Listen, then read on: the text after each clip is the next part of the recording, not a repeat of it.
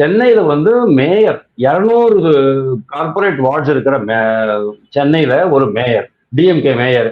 இன்னைக்கு வரைக்கும் அவங்க வந்து விஜய் போய் சந்திக்கவே இல்லை. சென்னை மேயர் மாநில அரசுடன் இணைந்து வேலை செய்தால் தான் சென்னைக்கு எதுவும் பண்ண முடியும். நாளைக்கு மழை வரும். இப்போ ஆல்ரெடி இங்க வந்து குடிநீர் பற்றாக்குறை இருக்குது. அம்மா உணவகங்கள்லாம் எப்படி வேலை பண்றது அப்படிங்கிறது தெரியல.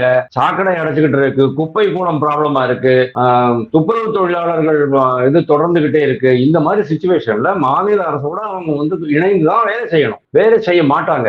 அதுக்கு மக்கள் தான் போயிட்டு இது பண்ணணும், கம்பல் பண்ண வேண்டியிருக்கும்.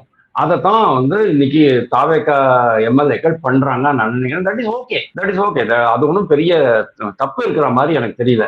ஆனா இந்த நான் முதல்ல சொன்ன மாதிரி தாவேகா எம்எல்ஏக்கள் திடீர்னு எம்எல்ஏக்கள் ஆயிட்டாங்க. அவங்களுக்கு திடீர்னு ஒரு பொறுப்பு வந்துருச்சு, மக்களோட எதிர்பார்ப்பு வந்துருச்சு. நம்ம மேல இருக்கிற அந்த மீடியா வெளிச்சத்தை அவங்களால எப்படி ஹேண்டில் பண்றதுங்கிறது தெரியல. அதனால அவங்க வந்து ரொம்ப தத்தளிச்சுக்கிட்டு இருக்கிறாங்க.